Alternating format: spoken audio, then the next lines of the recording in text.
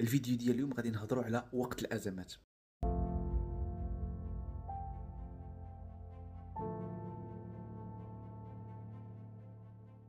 الهدف ديال اي واحد فينا هو انه ما يطيحش في ازمه، ولكن بعض المرات الحياه كتخلينا اننا نطيحوا في بعض الازمات.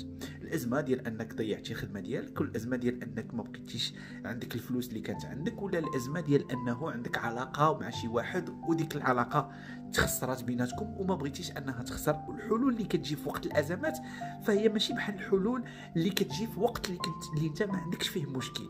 براغماتيه، يعني عندها علاقه بالواقع اللي غادي تخليك فريمون انك تخرج من هذيك الازمه.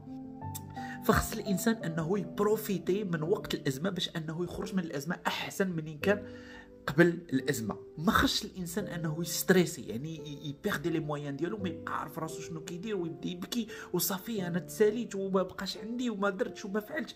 هاد القضيه هذه بهذه الطريقه هذه تتخلي الانسان انه ما يفكرش في الحل. فالانسان احسن حاجه اللي يقدر يدير في وقت الازمه هو انه ما يستريسيش ويشوف اشنا هي الحلول اللي قدامه، لي بوسيبيليتي، وشنو لي كوتي بوزيتيف ديال كل حل وشنو الكوتي نيجاتيف، حيت كل حل راه ضروري غادي يكون عنده كوتي بوزيتيف وكوتي نيجاتيف.